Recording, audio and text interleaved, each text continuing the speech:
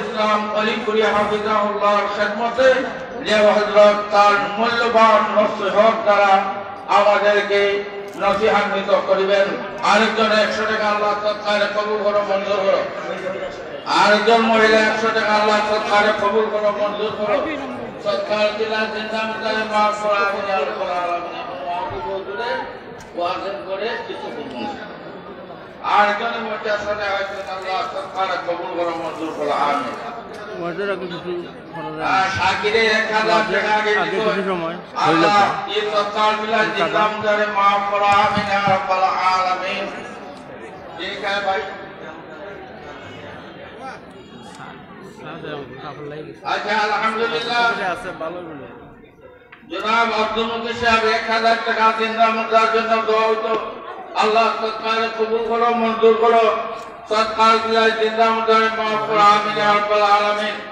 আচ্ছা আপনারা যারা ওই দেওয়ার 5 মিনিটের ভিতরে একবার প্রত্যেকেই মন খুলে দেওয়ার চেষ্টা করবা, যেহেতু বর্তমান বাজেট পেশ হয়েছে এবং দুনিয়ার পরিস্থিতি আমার চেয়ে আপনারা বেশি অবগত।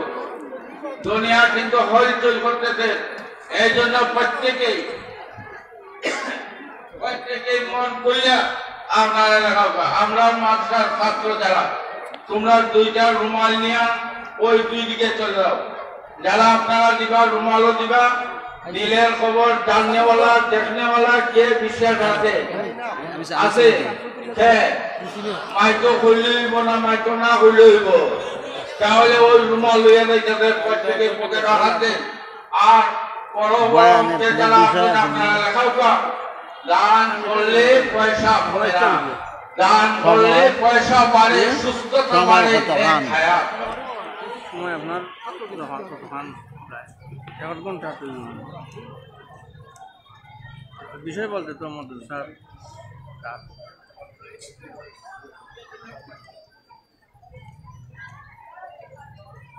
আজ একটা আমেরিকা থেকে একটা লিস্ট এইছে,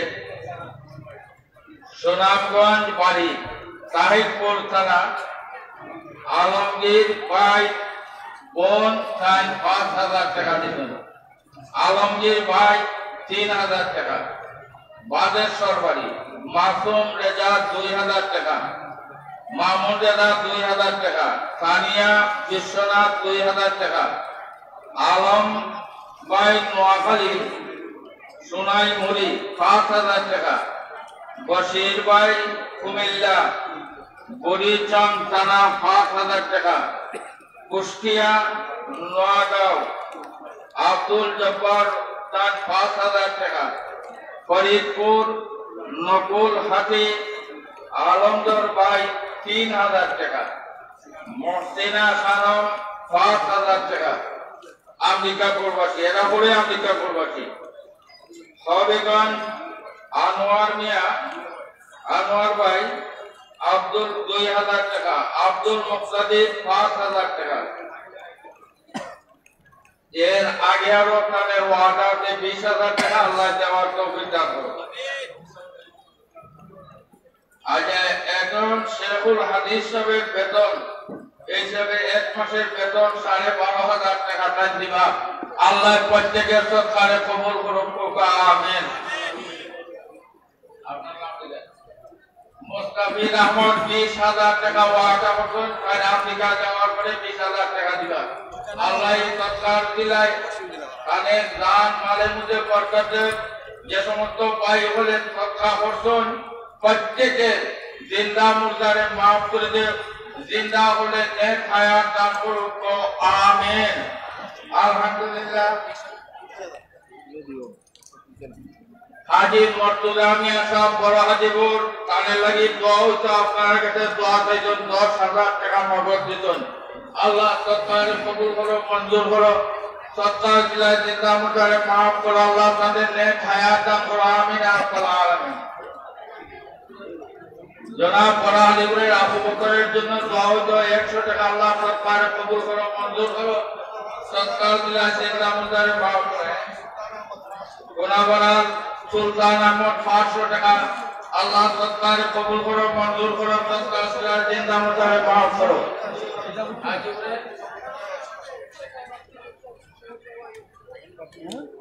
খাজা বাসার জনাব আব্দুল মালিক সাহেব, মৌলানা আব্দুল মালিক সাহেব, আমরা শেখ সাহেবুদ্দিন বিআই মৌলানা মুজাক্কির হোসেন সাহেবের শ্বশুর, তার 1000 টাকা লেখাইছেন। আল্লাহ সরকারে কবুল করো, মঞ্জুর করো, সরকার দিলায় জিন্দা মুর্দারে মাফ করো, আমিন ইয়া রাব্বাল আলামিন। নাম দিলেন লেখাই কত মাস্টার কবির আহমদ সাহেব কিছুদিন আগে মারা গেছেন। তাদের মাগফিরাতের জন্য 20,000 টাকা তারা সদকা করবেন। আল্লাহ সরকারে কবুল করো, মঞ্জুর করো, সরকার তারা সমস্ত জিন্দা মুর্দারে মাফ করো, আমিন ইয়া রাব্বাল আলামিন। হাজী আব্দুল কবির সাহেব 500 টাকা। জনাব ইয়াহিয়া মিয়া সাহেব মরহুম, তাদের ভাগ্নি 1000 টাকা। আল্লাহ সরকারে কবুল করো, মঞ্জুর করো। রুফায়তুল আহমদ দন্দন টাকা 500 টাকা অসুস্থ। আল্লাহ সরকারে কবুল করো, মঞ্জুর করো। জনাব হাজী আব্দুল গফুর সাহেব আরো 100 টাকা মাইকে বরাবর। আল্লাহ সরকার আলিমে পাওয়া বলবো না। ইবলু মে 100 টাকা। আল্লাহ সরকারে কবুল করো, আমিন ইয়া রাব্বাল আলামিন। আরেকজন 100 টাকা। আল্লাহ সরকারে কবুল করো, মঞ্জুর করো, আমিন ইয়া রাব্বাল আলামিন। সুবহানাল্লাহি ওয়া বিহামদিহি সুবহানাল্লাহিল আযীম। আচ্ছা, আপনার মাত্রা যারা গেছে তারা রুমানি আইবেন। জটিগুনা কৌশল মিয়া সাহেব মুর্দে গানের লাগি 600 টাকা। আল্লাহ সরকারে কবুল করো, মঞ্জুর করো, সরকার দিলায় জিন্দা মুর্দারে মাফ করো, আল্লাহ জিন্দা করলে নেক হায়াত দান করো, আমিন। আরেকজন কয়েকটা টাকা। আল্লাহ সরকারে কবুল করো, সরকারে কবুল করো, মঞ্জুর করো, সরকার দিলায় জিন্দা মুর্দারে মাফ করো, আমিন ইয়া রাব্বাল আলামিন। আরেকজন 30 টাকা দিবেন। তাদের আব্বা মারা গেছেন, আব্বার মাগফিরাতের জন্য আল্লাহ সরকারে কবুল করো, মঞ্জুর করো, সরকার দিলায় জিন্দা মুর্দারে মাফ করো, আমিন ইয়া রাব্বাল আলামিন। হাজী শামসুমিয়া সাহেবের ছেলে নাম 5000 টাকা চুন। আল্লাহ সরকারে কবুল করো, মঞ্জুর করো, সরকার দিলায় জিন্দা মুর্দারে মাফ করো, আমিন ইয়া রাব্বাল আলামিন। মৌলানা শহীদুল ইসলাম সাহেবের ভাইয়ে 1000 টাকা চুন। তাদের আব্বার জন্য দোয়া হইতো, আয় আল্লাহ জিন্দা মুর্দারে মাফ করো, আমিন ইয়া রাব্বাল আলামিন। আব্দুল হাজ 100 টাকা উত্তর করে। আল্লাহ সরকারে কবুল করো, মঞ্জুর করো, সরকার দিলায় জিন্দা মুর্দারে মাফ করো, আমিন ইয়া রাব্বাল আলামিন। মাশাআল্লাহ, আমরা মৌলানা শফিকুল্লাহ কামদুনি সাহেবের নাম এই দেশের মানুষের প্রত্যেকের ঘরে ঘরে জানা। হযরত মখদুম সাহেব হুজুরের সাথে গভীর সম্পর্ক আছে। জামিয়া সুবহানী ঘাটের প্রতিষ্ঠাতা। তাদের ছেলে মৌলানা আহমদ কবির তাই 1000 টাকা দিবা। আল্লাহ সরকারে কবুল করো, সরকার দিলায় জিন্দা মুর্দারে মাফ করো, আমিন ইয়া রাব্বাল আলামিন। নাজওয়া আহমদ ইয়াহিয়া মিয়া সাহেবের ছেলে, তার বাপ, দাদা, দাদি, নানা, নানি সমস্ত মুর্দাগান আল্লাহ মাফ করো, জিন্দা বলে নেক হায়াত দান করো, আমিন। মৌলানা জাকারিয়া ইসলাম 200 টাকা। আল্লাহ সরকারে কবুল করো, মঞ্জুর করো, সরকার দিলায় জিন্দা মুর্দারে মাফ করো, আমিন ইয়া রাব্বাল আলামিন। আরেক বাচ্চা তার হুফু মারা গেছেন 100 টাকা দিতে। আল্লাহ জিন্দা মুর্দারে মাফ করো, বাচ্চারে নেক হায়াত দান করো, আযাব গজব থেকে হেফাজত করো, আমিন ইয়া রাব্বাল আলামিন। আলহামদুলিল্লাহ, আপনারা দিবা, আপনারা সব অপেক্ষিত। আমি এটা বুঝলাম, এটা আমার সাংঘাতিক ধরনের বেয়াদবি হয়। আমি আসলে এই ধরনের বেয়াদবি করি না কোরআন হযরতের সাথে। আপনার সামনে এক বিখ্যাত আলেমে দ্বীন মুফাসসিরে কোরআন দিলার সামনে রেখে অসুস্থ শরীর নিয়ে হাজির হয়েছেন। আমরা হাজারো শুকরিয়া আদায় করি। আমরা দোয়া করি আল্লাহ হযরতের সুস্থতার মধ্যে বরকত দান করবেন, হযরতের নেক হায়াত দান করবেন। ইনশাআল্লাহ এখন হযরতের বয়ান হইব, বয়ানের পরে আবার চাঁদা হবে। আপনারা বেজান খুশি? চাঁদার দরকার আছে নি? নিজের ইমান হেফাজতের দরকার আছে নি?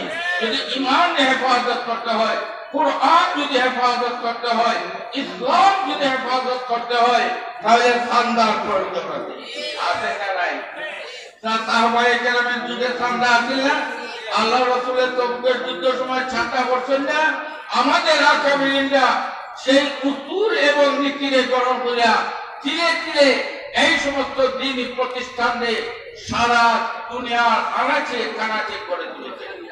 এই জন্য আমরা দোয়া করি, বেকার হইও না, খুশি মনে দিও, আল্লাহ প্রত্যেককে তার উপর আক্রান্ত করবেন। আর 3 ভাই 300 টাকা দিও, আল্লাহ সরকার কবুল করো, মঞ্জুর করো, সরকার দিলে জিন্দা মুদারে মাফ করো, আমিন ইয়া রাব্বাল আলামিন। এখন হযরত বয়ান শুরু, ইনশাআল্লাহ বয়ানের পরে আমরা সবাই সামনে যাওয়ার জন্য মন মানসিকতা নিয়ে প্রস্তুত থাকবো। এখন আমি অনুরোধ করব হযরতের খেদমত আমরা হযরতের কথাগুলো শুনি, মনোযোগ সহকারে শুনে নিজের জীবন, নিজের পরিবার, আন্তর্জাতিক জীবন যে সংশোধন করার চেষ্টা করি। ওয়াহু দাওয়ানা আলহামদুলিল্লাহি রাব্বিল আলামিন।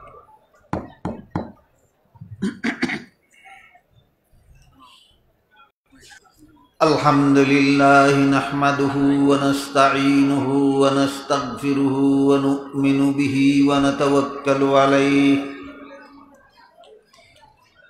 ونعوذ بالله من شرور أنفسنا ومن سيئات أعمالنا من يهده الله فلا مضل له ومن يضلله فلا هادي له ونشهد أن لا إله إلا الله وحده لا شريك له ونشهد أن سيدنا ونبينا ومولانا محمدا عبده ورسوله صلى الله تعالى عليه وعلى آله وأصحابه وبارك وسلم. أما بعد فأعوذ بالله من الشيطان الرجيم. بسم الله الرحمن الرحيم. إنما يخشى الله من عباده العلماء. وقال رسول الله صلى الله عليه وسلم كن عالما أو متعلما أو مستمعا أو محبا ولا تكن خامسا فتهلك أو كما قال عليه الصلاة والسلام.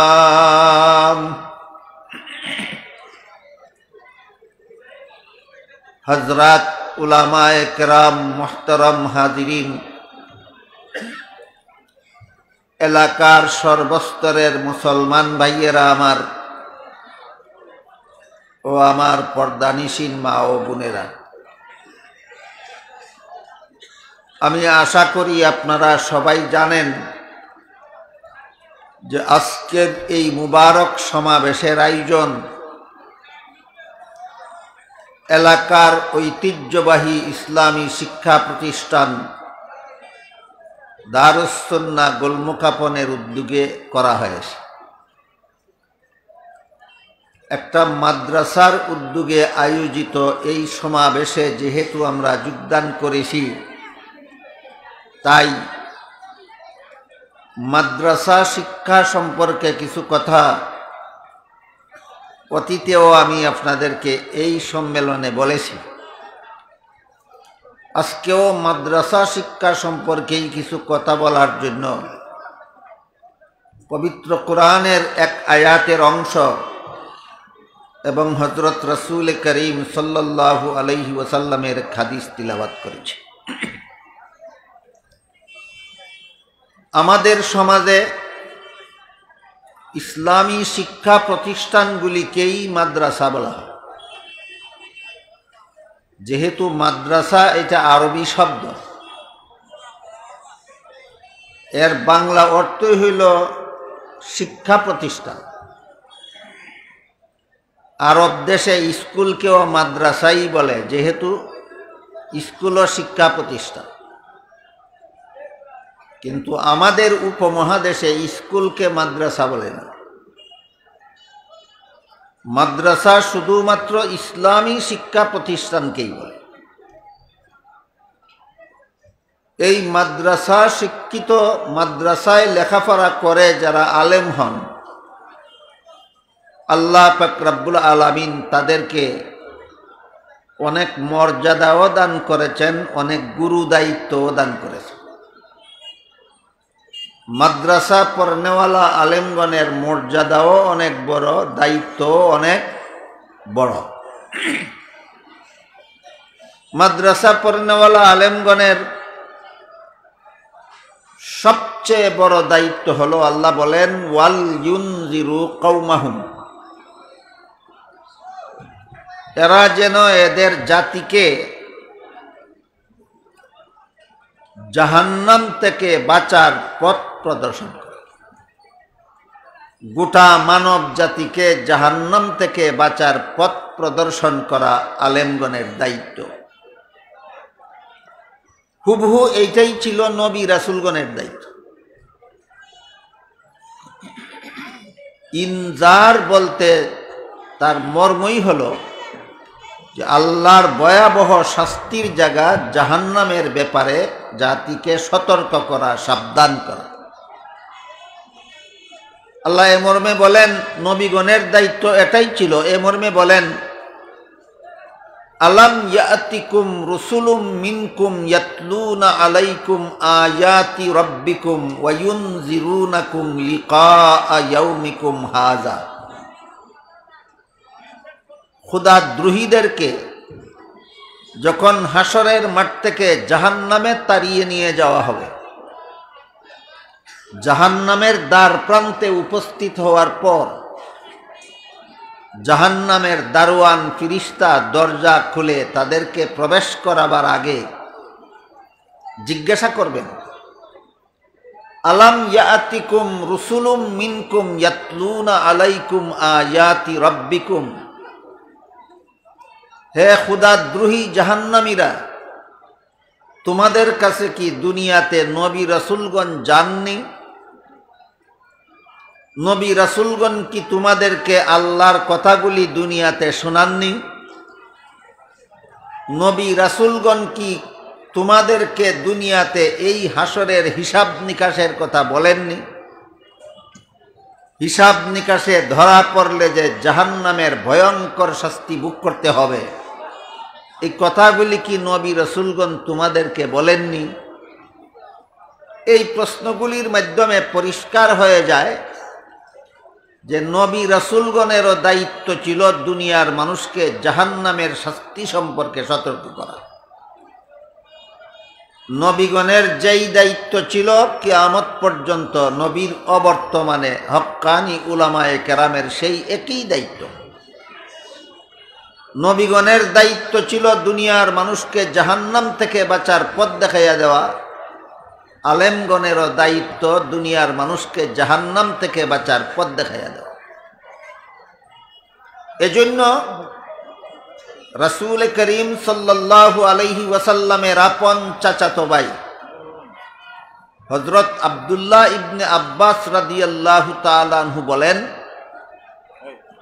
আল্লাহ পবিত্র কোরআনে নবীকে যেভাবে সম্মান করার হুকুম দিয়েছেন, আলেমকেও হুবহু নবীর মতোই সম্মান করতে হবে। এটা আমার কথা নয়, এই উম্মতের সর্বশ্রেষ্ঠ মুফাসসিরে কোরআন, রঈসুল মুফাসসিরিন, রসুলের আপন চাচাতো ভাই হযরত আব্দুল্লাহ ইবনে আব্বাস রাদিয়াল্লাহু তাআলা আনহু বলেন, পবিত্র কোরআনে আল্লাহ নবীকে যেভাবে সম্মান করার আদেশ করেছেন, আলেমকেও নবীর মতোই সম্মান করতে হবে। তার কারণ কি আমাদের বোঝা দরকার। কারণ হলো, নবীগণের যেই দায়িত্ব ছিল আলেমগণের সেই দায়িত্ব। নবীগণের দায়িত্ব ছিল মানব জাতিকে জাহান্নাম থেকে বাঁচার পথ দেখাও। আলেমগণেরও দায়িত্ব জাতিকে জাহান্নাম থেকে বাঁচার পথ দেখাও। এই কারণে ইবনে আব্বাস বলেন, নবীকে যেভাবে সম্মান করার হুকুম দিয়েছেন আল্লাহ কোরআনে, আলেমকে সেভাবেই সম্মান করতে হবে। গেল ইবনে আব্বাস কথাটা কেন বললেন, আলেমকে নবীর মতো কেন সম্মান করতে হবে? কারণ নবীগণ যেই দায়িত্ব পালন করতেন, আলেমগণের সেই দায়িত্ব। এরপর কথা হলো, ইবনে আব্বাসের কথা মতো যদি আমরা আলেমকে নবীর মতো সম্মান করি, তাহলে এর দ্বারা আমাদের উপকার কি হবে? আর যদি কেউ আলেমকে সম্মান না করে, তার প্রতি ঘৃণা পোষণ করে, আলেমের সাথে মহব্বত রাখে না, বরং তাকে ঘৃণা করে, তাহলে তার পরিণতি কি হবে? এই দুটি প্রশ্নের জবাবে মুফাসসিরিনে কেরাম বহু লম্বা কথা তাফসীরের কিতাবে লিখেছে। মিশরের রাজা ফেরাউন এবং তার বিবি আসিয়ার ঘটনার উদাহরণ দিয়েছে। হযরত মূসা আলাইহিস সালাম যখন কুলের শিশু ছিলেন, তখন ফেরাউনের বিবি আসিয়া বলেছিল, এই শিশুটাকে আমার মহব্বত লাগে। তাফসীরের কিতাবে লেখেন, এই একটা কথার কারণে যে শিশুটা ভবিষ্যতে 40 বছর পরে নবী হবে, এই শিশুটাকে বিবি আসিয়ার মহব্বত লাগে বলার কারণে আল্লাহ বিবি আসিয়াকে এত বড় ইমানের দৌলত দান করলেন যে মরণকালে বিবি আসিয়া তার জান্নাতের ঠিকানা দেখে দেখে হাসতে হাসতে মরণ হল। এই ঘটনাকে কেন্দ্র করে মুফাসসিরিনে কেরাম তাফসীরের কিতাবে লেখেন, ঠিক তেমনি ভাবে যারা আলেমদেরকে অন্তর দিয়া মহব্বত করবে, তাদেরও মরণকালে বিবি আসিয়ার মতো ঈমান নসিব হবে। বিবি আসিয়া যখন বলছিলেন এই শিশুটাকে আমার মহব্বত লাগে, তখন বিবি আসিয়ার স্বামী মিশরের রাজা ফেরাউন বলেছিল, তোমার মহব্বত লাগতে পারে, আমার মহব্বত লাগে না। এই যে একটা কথা বলছিল, আমার মহব্বত লাগে না, একটা কথার কারণে মরণ পর্যন্ত ফেরাউনের ঈমান নসিব হয় না। আমাদের বুঝার এবং জীবনভর মনে রাখার কথা হইল যে বিবি আসিয়া ঈমান পাইলেন কোন কথার কারণে, আর ফেরাউন পাইল না কোন কথার কারণে। বিবি আসিয়া বলেছিলেন, এই শিশুটা আমার মহব্বত লাগে, এই কারণে ঈমান নিয়ে মরণ নসিব হইল। ফেরাউন বলেছিল, আমার মহব্বত লাগে না, এই কারণে মরণ পর্যন্ত ফেরাউনের ঈমান নসিব হইল। তাহলে ইবনে আব্বাস যে বলেছিলেন, নবীগণের বেলায় যেই কথা, আলেমগণের বেলায় সেই কথা, তাই ফেরাউন এবং আসিয়ার ঘটনার রেফারেন্স টেনে মুফাসসিরিনে কেরাম লেখেন, আলেমগণের প্রতিও যাদের অন্তরে মহব্বতের সম্পর্ক থাকবে, মরণকালে তাদের ঈমান নসিব হবে। আলেমদের প্রতি যাদের অন্তরে ঘৃণা থাকবে, ফেরাউনের মতো বেঈমান অবস্থায় মরতে হবে।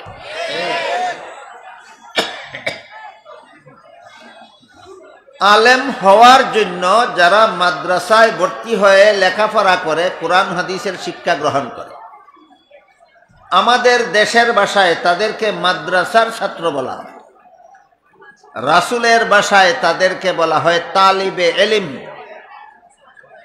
রাসূলের ভাষায় যাদেরকে তালিবে ইলম বলা হয়, আমরা তাদেরকেই মাদ্রাসার ছাত্র বলি। এবার মাদ্রাসার ছাত্র সম্পর্কে দুই একটা কথা বলি, শুনেন। আল্লামা ইমাম ফখরুদ্দিন রাজি রহমতুল্লাহি আলাইহি তফসিরে, তার জগৎ বিখ্যাত তফসিরের কিতাব তফসিরে কবিরে হযরত মূসা আলাইহিস সালামের একটি ঘটনা লিখেছেন। ঘটনায় উল্লেখ আছে, হযরত মূসা আলাইহিস সালাম রাস্তা দিয়ে কোথাও যাচ্ছিলেন, যাওয়ার পথে দেখলেন এক লোকের কবরে আযাব হচ্ছে এবং আযাবের কারণে সে মহাবিপদে আছে। তারপরে মূসা আলাইহিস সালাম আবার যখন সেই পথে ফিরে আসলেন, দেখলেন এই লোকটার কবরের আযাব বন্ধ হয়ে গেছে, এখন সে শান্তিতে আছে। কবরের সুখ দুঃখ দুনিয়ার সাধারণ মানুষকে দেখতে দেওয়া হয় না, জানতে দেওয়া হয় না। কেন? হাদিস শরীফে রাসূল করিম সাল্লাল্লাহু আলাইহি ওয়াসাল্লাম বলেন, কোন সাধারণ মানুষ যদি কবরের আযাবের অবস্থা দেখতে পারত আর কবরের আযাবের ভয়ঙ্কর আওয়াজ যদি শুনতে পারত, তাহলে পাগল দেওয়ানা হয়ে বাড়িঘর ছেড়ে দিয়ে বনে জঙ্গলে ঘোরাফেরা করতে করতে মারা যেত। এক হাদিসে রাসূল বলেন, কবরের যে অবস্থা আল্লাহ আমাকে জানতে দেন, তার কিছু অবস্থা যদি আল্লাহ তোমাদেরকে জানতে দিতেন, তাহলে তোমরা জীবনে কোনোদিন কোনো মুর্দাকে কবরে দাফন করার সাহস করতে না। কি মনে করেন কবরের আযাব ভয়ঙ্কর কিনা? কবরের ভয়ঙ্কর আযাব সম্পর্কে জাতিকে কবরে ঢোকার আগে সতর্ক করা, জাহান্নামের ভয়ঙ্কর আযাব সম্পর্কে হাসরের মাঠে দাঁড়াবার আগে, মরণের আগে জগতের মানুষকে সতর্ক করা আলেমগণের দায়িত্ব। সাধারণ মানুষকে কবরের অবস্থা জানতে দেওয়া হয় না কেন? রাসূল বলেন, তোমরা জানলে জীবনে কোনোদিন মুর্দা কবরে দাফন করার সাহস করবে না। কিন্তু নবীগণকে জানতে দেওয়া হয় কেন? যেন তারা মানুষকে সতর্ক করতে পারে। তাই মুসা আলাইহিস সালাম কবরের যে লোকটার আযাব হচ্ছিল তাও তিনি দেখতে পেরেছেন, ফিরার পথে দেখলেন এই লোকটার কবরের আযাব বন্ধ হয়ে গেছে। সে যে বিপদে আছিল সেই বিপদ থেকে সে মুক্ত হয়ে গেছে, এখন সে কবরে সুখে শান্তিতে আছে। ইমাম রাজি তফসিরে কবিরে লেখেন, মুসা আলাইহিস সালাম ওই কবরবাসীকে জিজ্ঞাসা করলেন যে আমি যাওয়ার পথে দেখলাম তুমি আযাবে আছো, তুমি বিপদে আছো, ফিরার পথে দেখলাম তুমি বিপদ মুক্ত হয়ে গেছো, তুমি শান্তিতে আছো, তোমার আযাব, কবরের আযাব বন্ধ হইল কিভাবে? তখন লোকটা বলল, আমার মরণকালে দুনিয়াতে আমার স্ত্রীকে গর্ভবতী রেখে আমি দুনিয়ার থেকে বিদায় হয়েছিলাম। আমার গর্ভবতী বিবির গর্ভ থেকে একটা বাচ্চা জন্ম হয়েছিল, সেই বাচ্চাটাকে আজকে মাদ্রাসায় পড়তে দেওয়া হয়েছে। আর মাদ্রাসার প্রথম সবক, মাদ্রাসার উস্তাদ আমার এতিম বাচ্চাটাকে আজকে প্রথম সবক পড়াইছেন। আপনারা মনে রাখতে পারেন, জীবনভর মাদ্রাসা শিক্ষার প্রথম সবক হলো বিসমিল্লাহির রহমানির রহিম। মাদ্রাসা শিক্ষার প্রথম সবক বিসমিল্লাহির রহমানির রহিম। কবরের বাসিন্দা মুসা নবীকে বলল, আমার এতিম বাচ্চাকে মাদ্রাসায় আজকে প্রথম সবক দেওয়া হয়েছে বিসমিল্লাহির রহমানির রহিম। এই বিসমিল্লাহির রহমানির রহিম আমার ছেলের মুখে উচ্চারণ হওয়ার সাথে সাথে আল্লাহ আমার কবরের আযাব বন্ধ করে দিয়েছে। যে সমস্ত ফিরিস্তারা আমাকে আযাব দিত, আল্লাহ তাদেরকে বলেছেন, এই লোকের ছেলে আমাকে রহমান এবং রহিম বলছে, এখনো যদি আমি এই এতিম ছেলের বাবাকে আযাব দেই, তাইলে আমি রহমান রইলাম কোথায়, রহিম রইলাম কোথায়? কাজেই তোমরা তার কবরের আযাব বন্ধ করো। এতিম ছেলের মুখে বিসমিল্লাহির রহমানির রহিম উচ্চারণ হওয়ার কারণে এতিম ছেলের বাবার কবরের আযাব আল্লাহ বন্ধ করে দিয়েছে। মাদ্রাসা শিক্ষার প্রথম সবকের যদি এত বড় সুফল পাওয়া যায়, 10 বৎসর, 12 বৎসর, 15 বৎসর পর্যন্ত যারা মাদ্রাসায় লেখাপড়া করে তাদের মা বাবা কত বড় সুফল পেতে পারে মনে করেন আপনারা? এই জন্য মাদ্রাসায় পরে যারা আলেম হলেন আর যারা মাদ্রাসায় লেখাপড়া করে তালেবে ইলম হইল, আর যারা আলেমগণের সাথে সম্পর্ক রাখলো, তাদের ব্যাপারে হাদিস শরীফে রাসূল করিম সাল্লাল্লাহু আলাইহি ওয়াসাল্লাম বলেন, কুন আলিমান আও মুতাআল্লিমান আও মুস্তামিআন আও মুহিব্বান ওয়ালা তাকুন খামিসান ফাতাহলিক আও কামা ক্বালা আলাইহিস সালাতু ওয়াস সালাম। এর অর্থ হলো রাসূল বলেন, তুমি আলেম হও, এটাই তোমার জন্য জাহান্নাম থেকে নাজাতের ১ নম্বর ব্যবস্থা। আলেম হওয়াটাই জাহান্নাম থেকে নাজাতের ১ নম্বর ব্যবস্থা। কিন্তু আলেম হওয়ার সুযোগ তো সকলের থাকে না। আলেম হওয়ার মেধাগত যোগ্যতাও সকলের থাকে না। এমন বহু মানুষ পাওয়া যায় যারা কোরআনের সব আয়াতের তফসির বুঝার মেধা শক্তি নাই, যারা রাসূলের সব হাদিসের ব্যাখ্যা বুঝার মেধা শক্তি নাই। এই সবগুলি বুঝা সকলের জন্য জরুরিও নয়। এছাড়া কিছু মানুষ সংসারের কাজ নিয়ে জীবনভর ব্যস্ত থাকে। কেউ কৃষিকাজ নিয়ে ব্যস্ত থাকে, কেউ ব্যবসা নিয়ে ব্যস্ত থাকে, কেউ চাকরি নিয়ে ব্যস্ত থাকে, কেউ রুজি রোজগার নিয়ে বিবি বাচ্চা লালন পালন নিয়ে ব্যস্ত থাকে। এদের জন্য তো আলেম হওয়ার সুযোগ নাই। কেউ স্কুলে লেখাপড়া করে, কেউ কলেজে লেখাপড়া করে, কেউ ভার্সিটিতে লেখাপড়া করে। এদের সেই লেখাপড়ার কারণে আলেম হওয়ার সুযোগ নাই। এই জন্য দ্বিতীয় পর্যায়ে রাসূল বলেন, তোমার জন্য যদি আলেম হওয়ার সুযোগ না থাকে তাহলে তুমি আলেমের ছাত্র হও, এটা তোমার জন্য জাহান্নাম থেকে নাজাতের ২ নম্বর ব্যবস্থা।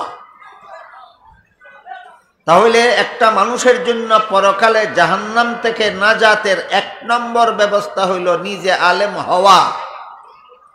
এই সুযোগ যাদের নাই তাদের জন্য জাহান্নাম থেকে নাজাতের ২ নম্বর ব্যবস্থা হইল আলেমের ছাত্র হওয়া। আলেমের ছাত্র হওয়া। বাংলাদেশের একজন বিখ্যাত আলেম, মুহাদ্দিস, লেখক হযরত মাওলানা হেমায়েতুদ্দিন সাহেব দামাত বারাকাতুহুম আহকামে জিন্দেগি নামক কিতাবে লিখেছেন, যে সমস্ত জনসাধারণ মুসলমান তেমন কোনো লেখাপড়া জানে না, গৃহস্থী আরস্তি করে বছর কাটায়, এরাও যখন কোনো সবার মধ্যে ইসলামী সম্মেলনের মধ্যে কোনো আলেমের কথা শোনার জন্য, কোরআন হাদিসের কথা বোঝার জন্য, আমল করার নিয়তে বসে, তখন তারাও আলেমের ছাত্র হয়ে যায়। আলেমের ছাত্র হওয়া জাহান্নাম থেকে নাজাতের কত নম্বর পথ? ২ নম্বর। আমি তো মনে করি আপনারা যারা আলেমদের মুখে কোরআন হাদিস শুনে আমল করার নিয়তে এখানে বসেছেন, কিতাবের লেখা মতো আপনারাও ২ নম্বর পথে আছেন। কত নম্বর পথে? ২ নম্বর পথটা কি? আলেমের ছাত্র হয়ে যাও। আর যদি কারো আলেমের ছাত্র হওয়ারও সুযোগ না থাকে তাহলে আল্লাহর রাসূল সাল্লাল্লাহু আলাইহি ওয়াসাল্লাম বলেন, আলেমের কথা মনোযোগে শোনো। মনোযোগে শোনার মর্ম হলো আমল করার নিয়তে শোনো, ভালো রকম বুঝার নিয়তে শোনো। এর সার মর্ম হলো তুমি আলেম হওয়ারও সুযোগ পাওনি, আলেমের ছাত্র হওয়ারও সুযোগ পাওনি, তাহলে তুমি তোমার জীবনের সকল কাজ আলেমকে জিজ্ঞাসা করে করো। সংসারের কাজ করতে হলে কিভাবে করলে হালাল হবে, কিভাবে করলে হারাম হবে, আলেমকে জিজ্ঞাসা করো। ধর্মের কাজ করতে হলে কিভাবে করলে সহি হবে, কিভাবে করলে গলত হবে, আলেমকে জিজ্ঞাসা করে করো। তোমার জন্য এটা জাহান্নাম থেকে নাজাতের ৩ নম্বর পথ। সিরিয়াল নম্বর সহ নাজাতের পথগুলি মনে রাখলে আপনাদের সামনের কথাগুলি বুঝতে সহজ হবে। রাসূল বলেন, তুমি আলেম হও, এটা তোমার জন্য জাহান্নাম থেকে বাঁচার কত নম্বর পথ? ১ নম্বর। যাদের আলেম হওয়ার সুযোগ নাই তারা আলেমের ছাত্র হও, এটা তোমার জন্য জাহান্নাম থেকে বাঁচার ২ নম্বর পথ। ছাত্র হওয়ার সুযোগ যাদের নাই তারা জীবনের সকল কাজ আলেমকে জিজ্ঞাসা করে করো, এটা তোমার জন্য জাহান্নাম থেকে বাঁচার 3 নম্বর পথ। ধরুন কথার কথা আপনি রুজি রোজগার করবেন, ব্যবসার মাধ্যমে আয় ইনকাম করবেন না সুদের কারবারের মাধ্যমে করবেন, আলেমকে জিজ্ঞাসা করতে হবে। আলেম বলে দিবেন ব্যবসায়ের আয় হবে হালাল, সুদের আয় হবে হারাম। তখন আপনি হারাম উপায়ে আয় করবেন না হালাল উপায়ে আয় করবেন। সংসারের কাজটাও কার কথা মতে করলেন? আলেমের কথা মতে। অথবা ধরেন আপনি উযু করবেন, কিভাবে উযু করলে সহি হয়, কিভাবে উযু করলে গলত হয়, কিভাবে উযু করলে শুদ্ধ হয়, কিভাবে উযু করলে অশুদ্ধ হয়, এটা আলেম আপনাকে বলে দিবেন। তিনি যেভাবে বলে দিবেন সেইভাবে উযু করবেন। সংসারের কাজও আলেমের কথা মতো করবেন, ধর্মের কাজও আলেমের কথা মতো করবেন। এটা হইল আপনার জন্য জাহান্নাম থেকে বাঁচার 3 নম্বর পথ। 1 নম্বর পথ নিজে আলেম হও, না পারলে 2 নম্বর পথ আলেমের ছাত্র হও, না পারলে 3 নম্বর পথ সকল কাজ আলেমের কথা মতো করো। সকল কাজ আলেমের কথা মতো করো।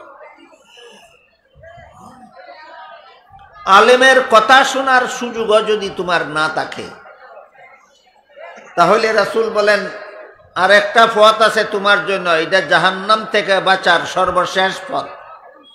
কত নম্বর পথ? শেষ পথ, 4 নম্বর পথ। সেটা কি? আগে বুঝি আলেমের কথা শোনার সুযোগ থাকে না কিভাবে?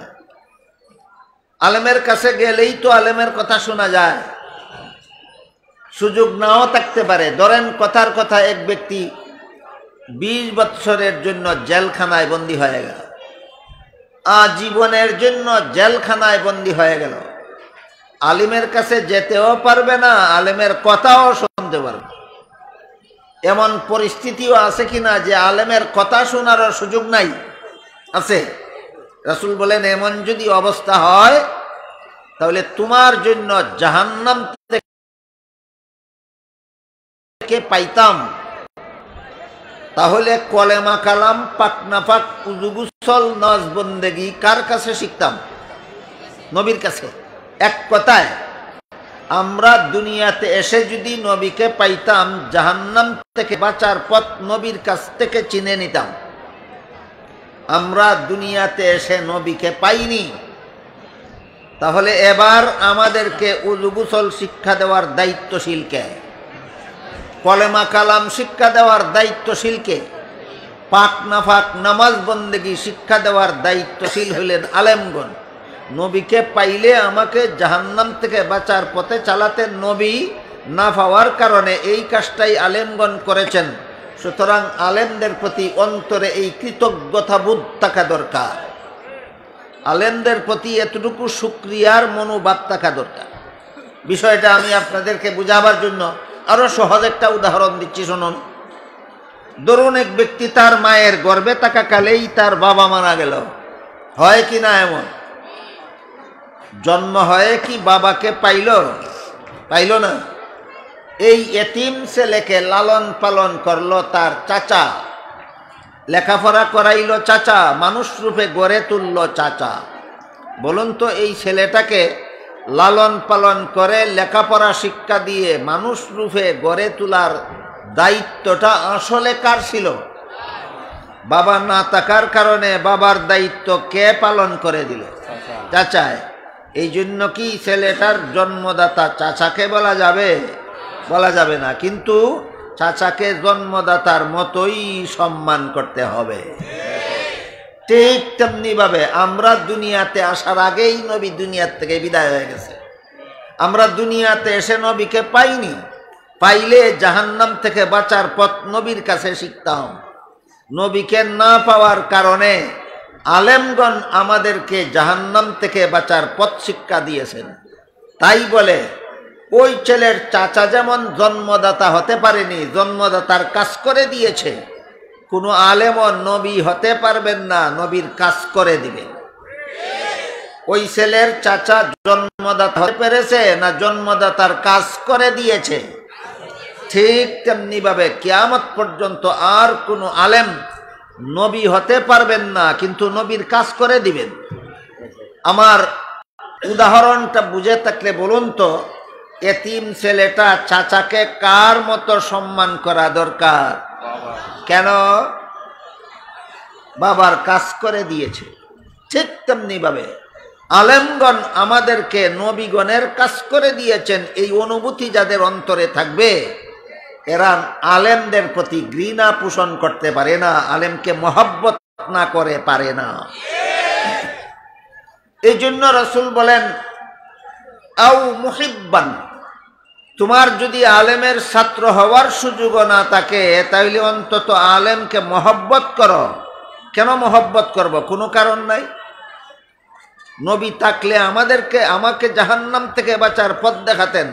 নবী না থাকার কারণে জাহান্নাম থেকে বাঁচার পথ চিনলাম আলিমের কাছে। কাজেই আলেমদের প্রতি এতটুকু কৃতজ্ঞতা থাকা দরকার নাই? আলেমদের প্রতি অন্তরে এতটুকু শুকরিয়ার অনুভূতি থাকা দরকার নাই? এইটার নাম ওই আলেমদের প্রতি মহব্বত করা। রাসূল বলেন, তোমার যদি আলেমের কথা শোনার সুযোগও না থাকে, তাহলে তুমি আলেমকে অন্তত অন্তর দিয়ে মহব্বত করো। এরপরে রাসূল বলেন, ওয়ালা তাকুন খামিসান ফাতাহলিক, সাবধান, এমন যেন না হয় যে তুমি আলেমও হলে না, আলেমের ছাত্রও হলে না, আলেমের কথাও শুনলে না, আলেমকে অন্তর দিয়া মহব্বত করলে না। এই যদি তোমার অবস্থা হয়, তাহলে তোমার কপালে ধ্বংস ছাড়া আর কিছু নাই। আলেমের প্রতি যদি কারো অন্তরে মহব্বত না থাকে, তাহলে তা আল্লাহর রাসূল বলে গেছেন, তার কপালে ধ্বংস ছাড়া আর কিছু নাই। তাহলে রাসূলের এই হাদিসের শেষের অংশের দ্বারা আমরা কি বুঝলাম? আলেমকে ঘৃণা করতে পারলে রক্ষা না ধ্বংস? আলেমকে মহব্বত করতে পারলে শেষ রক্ষা, আলেমকে ঘৃণা করলে ধ্বংস। এই দুইটা উদাহরণ দিয়ে আজকের মতো কথা শেষ করার চেষ্টা করব। একটা হলো আলেমকে ঘৃণা করলে ধ্বংস। কেন? কি রকম ধ্বংস? আর একটা হলো আলেমকে মহব্বত করলে রক্ষা কিভাবে? এই দুইটা উদাহরণ দিয়ে আজকের মতো কথা শেষ করি। আলেমগণের দায়িত্ব নিজেদের পক্ষ থেকে কিছু কথা আপনাদেরকে শোনানি না, আল্লাহ এবং আল্লাহর রাসূলের কথা শোনানি। আল্লাহ এবং আল্লাহর রাসূলের কথা শোনানি। যারা আল্লাহর কথার বিপরীতে, রাসূলের কথার বিপরীতে নিজেদের পক্ষ থেকে কোনো কথা মানুষকে শোনায়, এরা সত্যিকারের আলেম নয়। এরা সত্যিকারের আলেম নয়। এই জন্য এক হাদিসে আল্লাহ রাসূল বলেছেন, লা ইয়াকুসু ইল্লা আমিরুন আও মামুরুন আও মুখতাল আও কামা কালা আলাইহিস সালাতু ওয়াস সালাম। 3 দল লোকে ওয়াজ করে। কত দল লোকে ওয়াজ করে? 3 দল। 2 দলের ওয়াজ সঠিক, 1 দলের ওয়াজ বাতিল। 2 দলের ওয়াজ হক, 1 দলের ওয়াজ বাতিল। কি বলেছেন রাসূল? কত দলে ওয়াজ করে? 3 দল। এর মধ্যে হক কত দল? বাতিল কত দল? 1 দল। হক 2 দল। কে কে? 1 নম্বর, যে দেশ আল্লাহর আইনে শাসন হয়। বর্তমান দুনিয়াতে কোনো দেশ পুরাপুরি আল্লাহর আইনে শাসন হয় না। যদি কোনো সময় কোনো দেশ 16 আনা আল্লাহর আইনে শাসন হয়, তাইলে সেই দেশের শাসনকর্তাদের প্রথম দায়িত্ব জনগণকে জাহান্নাম থেকে বাঁচার পথ দেখাও। তখন সরকারের ওয়াজ, জনগণকে সরকারে ওয়াজ করতে হবে। ইসলামী রাষ্ট্রের সরকারের ওয়াজ সঠিক। ইসলামী রাষ্ট্রে জনগণের জন্য সরকারের ওয়াজ সঠিক। অথবা সরকার যদি কোনো হক্কানি আলেমকে ওয়াজের জন্য নিযুক্ত করে, তাহলে সেই আলেমের ওয়াজও সঠিক। আর যে দুনিয়াতে ইসলামী রাষ্ট্রই নাই, সরকার, ইসলামী সরকার থাকবে, সরকারের পক্ষ থেকে মনোনীত আলেম থাকবে দূরের কথা, ইসলামী সরকারই নাই, সেই দুনিয়াতে হক্কানি উলামায়ে কেরাম এই ইসলামী সরকারের পক্ষ থেকে দায়িত্ব পালন করবে, ইসলামী সরকারের দায়িত্ব পালন করবে। এখানে প্রশ্ন দাঁড়ায়, হক্কানি আলেম কাদেরকে বলা হয়? হকপন্থী আলিম, সঠিকপন্থী আলেম কাদেরকে বলা হয়? রাসূলের বিভিন্ন হাদিসের দ্বারা পরিষ্কারভাবে প্রমাণিত যে আলেম দুই প্রকার। এক প্রকার আলেম হকপন্থী, আর এক প্রকার আলেম বাতিলপন্থী। আলেম কত প্রকার? দুই প্রকার, হকপন্থী আর বাতিলপন্থী। হকপন্থী আলেমদেরকেই হক্কানি আলেম বলা হয়, বাতিলপন্থী আলেমদেরকে রাসূলের হাদিসের ভাষায় উলামায়ে সু বলা হয়, দুষ্ট আলেম। আমরা চিনব কিভাবে কোন আলিম হকপন্থী আর কোন আলিম বাতিলপন্থী? এটা একটা মুখরোচক প্রশ্ন, মুখরোচক প্রশ্ন। উলামায়ে কেরামের জন্য এই প্রশ্নের জবাব একরকম, আপনাদের জন্য সেই জবাবটা বোঝা একটু কঠিন হবে। আর যারা আলেম নন তাদের জন্য এই প্রশ্নের জবাব আছে আরেক রকম, যেটা বোঝা আপনাদের জন্য খুব সহজ হবে। আমি দুটা জবাবই আপনাদের সামনে তুলে ধরি, যে যেটা বুঝেন। একটা জবাব হইল আলেমদের জন্য যে হকপন্থী আর বাতিলপন্থী আলেমের পার্থক্য কি, আর একটা হইল জনসাধারণের জন্য যে হকপন্থী আলিম আর বাতিলপন্থী আলিমের পার্থক্য কি। উলামায়ে কেরামের জন্য জবাব হইল, নবী উম্মতের হেদায়েতের জন্য যে 4 দায়িত্ব পালন করে গেছেন, কিয়ামত পর্যন্ত সেই 4 দায়িত্ব যে সমস্ত আলেমগণ পালন করবেন তারা হকপন্থী উলামায়ে কেরাম। নবীর কত দায়িত্ব পালনকারী আলেমগণ হকপন্থী? 4 দায়িত্ব। 4 দায়িত্বের বিবরণ দিয়ে আল্লাহ কোরআনে বলেন, ইয়াতলু আলাইহিম আয়াতিকা ওয়া ইউআল্লিমুহুমুল কিতাবা ওয়াল হিকমাতা ওয়া ইউযাক্কিহিম। নবীর প্রথম দায়িত্ব ছিল উম্মতকে কোরআনের সহি তিলাওয়াত শোনাবেন। দ্বিতীয় দায়িত্ব ছিল উম্মতকে কোরআন শিক্ষা দিবেন। তৃতীয় দায়িত্ব ছিল উম্মতকে হাদিস শিক্ষা দিবেন। চতুর্থ দায়িত্ব ছিল উম্মতের অপবিত্র আত্মা পবিত্র করে দেবেন। কটা হইল? 4টা। কিয়ামত পর্যন্ত যে সমস্ত আলেমগণ জাতিকে কোরআনের সহি তিলাওয়াত শোনাবেন, জাতিকে কোরআনের অর্থ শিক্ষা দিবেন, জাতিকে রাসূলের হাদিস শিক্ষা দিবেন, আর যাদের অন্তর নাপাক তাদের অন্তর পাক পবিত্র করে দেবেন, এরাই হক্কানি উলামায়ে কেরাম, এরাই নায়েবে নবী, এরাই ওয়ারাসাতুল আম্বিয়া। এখানে আরেকটা প্রশ্ন দাঁড়ায়, সেটা হলো অন্তর অপবিত্র হয় কিভাবে আর অন্তর পবিত্র হয় কিভাবে? গুনার কারণে অন্তর অপবিত্র হয়। কি বুঝলেন? কিসের দ্বারা অন্তর অপবিত্র হয়? গুনার কারণে অন্তর অপবিত্র হয়। কাজেই গুনার থেকে অন্তরকে পাক পবিত্র করার একমাত্র ব্যবস্থা হইল যথারীতি তওবা করে গুনাহ ছেড়ে দেওয়া।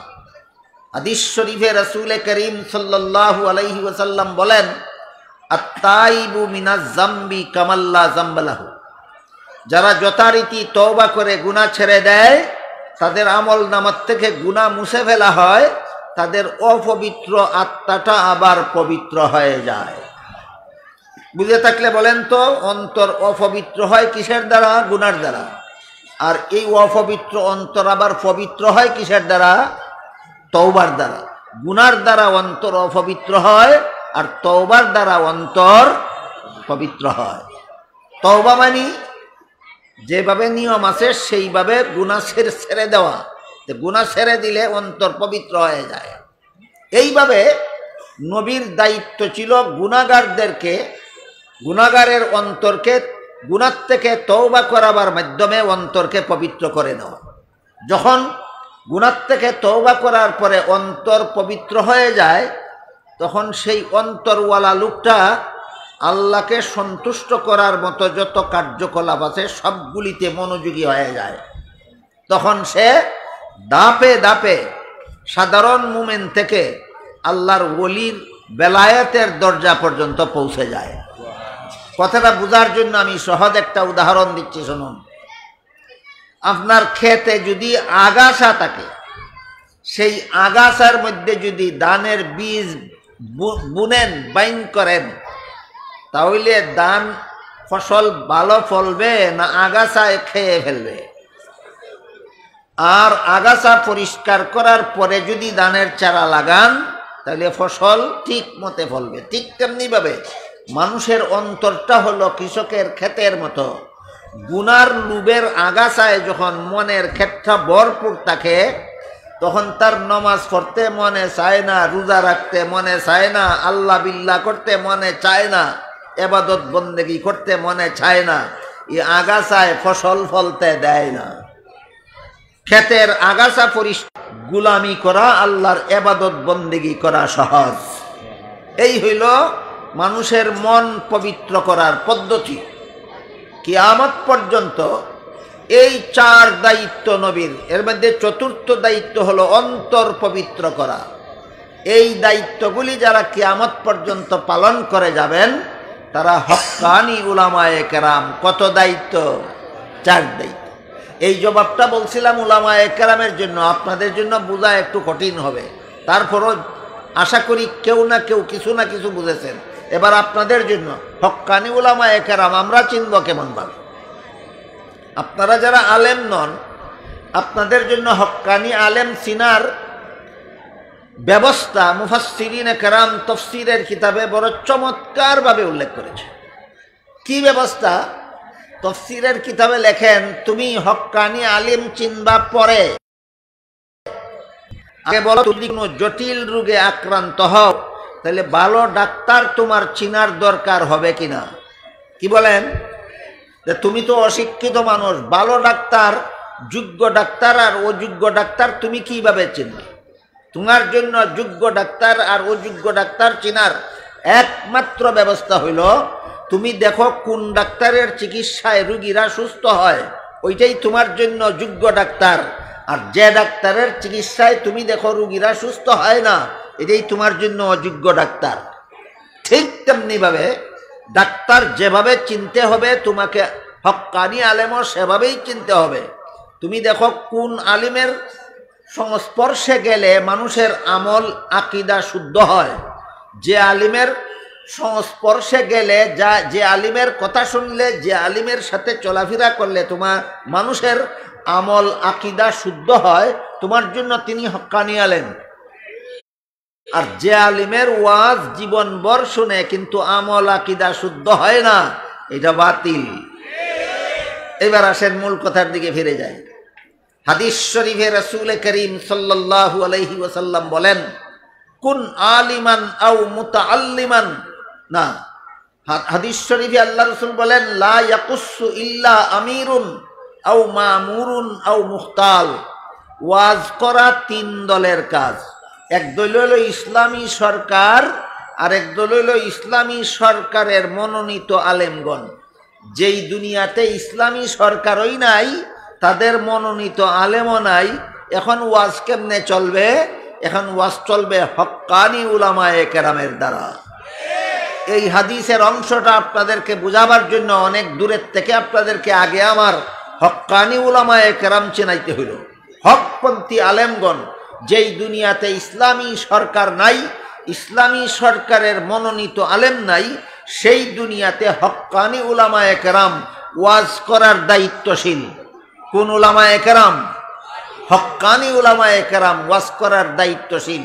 যে আলেমদের কথা শুনলে, যে আলিমদের সঙ্গ লাভ করলে আমার আমল সংশোধন হয়, আমার আকীদা সংশোধন হয়, আমার আত্মা পবিত্র হয়, এই আলিম আমার জন্য হক্কানি আলিম।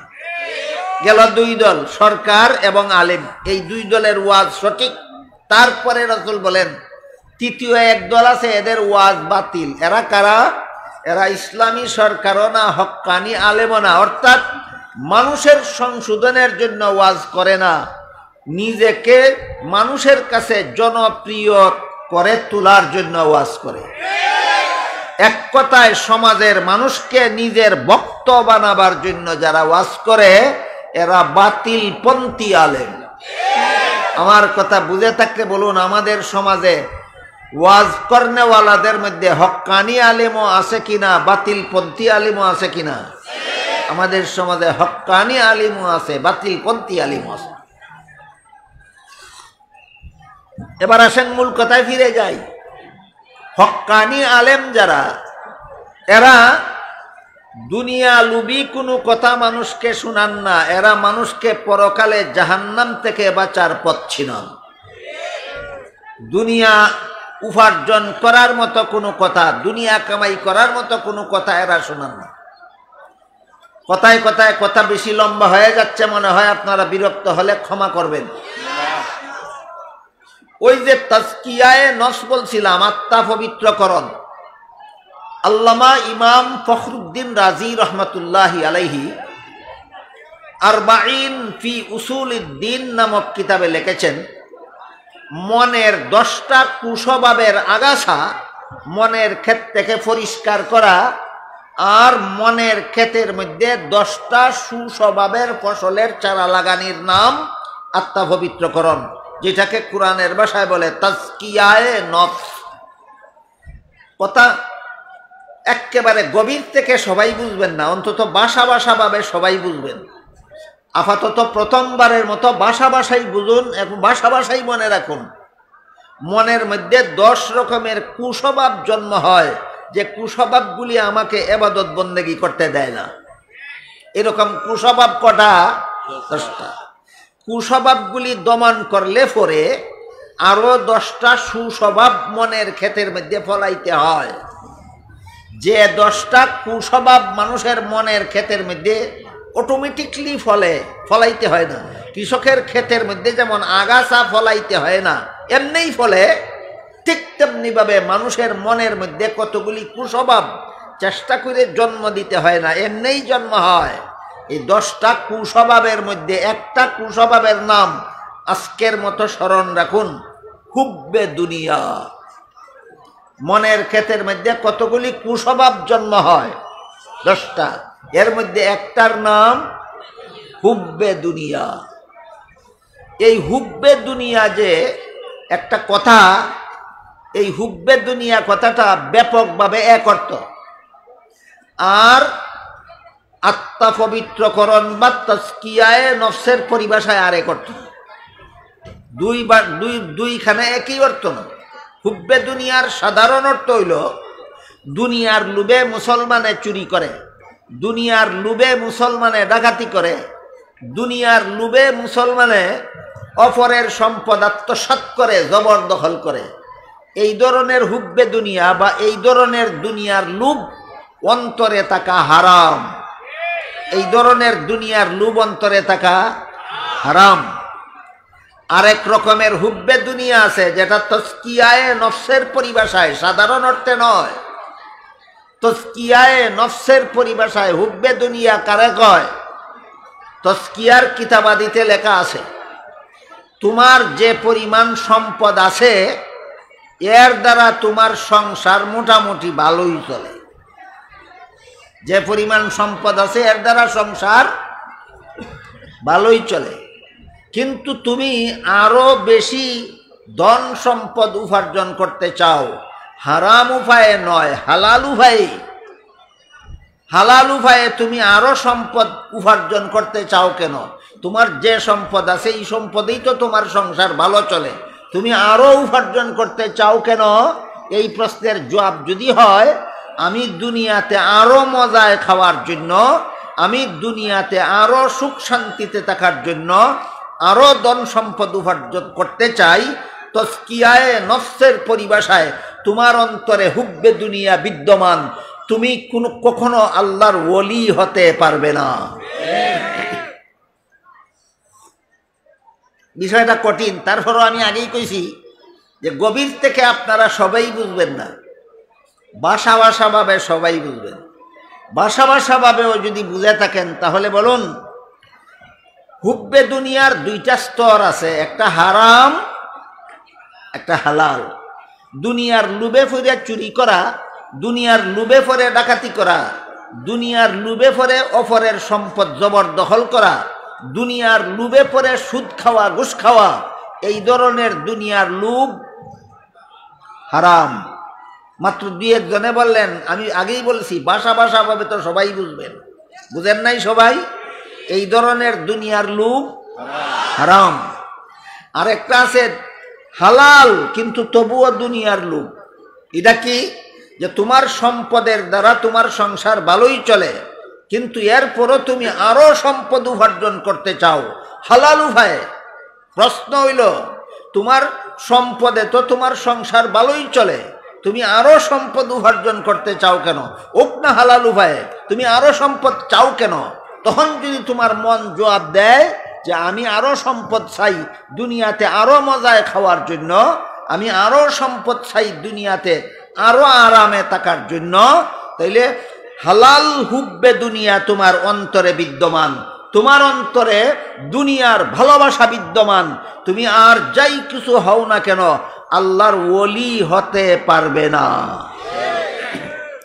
এবার বুঝে ভাষা ভাষাই বুঝেন, ভাষা ভাষায় বুঝে থাকলে বলেন হুব্বে দুনিয়া বা দুনিয়ার লোভ কত প্রকার?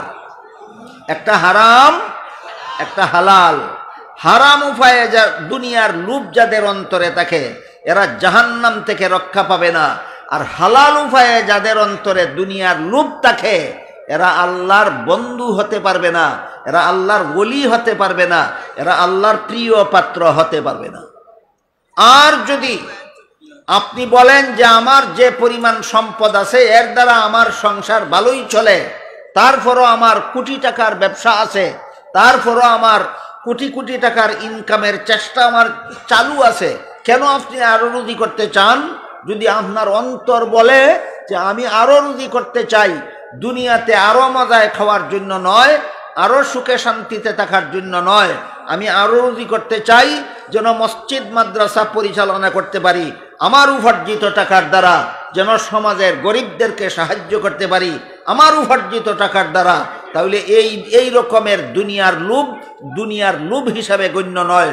যত কোটি কোটি টাকা ইনকাম করবেন ততই বেশি সওয়াব পাবেন। আল্লাহু আকবার। জিন্দাবাদ জিন্দাবাদ জিন্দাবাদ জিন্দাবাদ আদারিসে কওমিয়া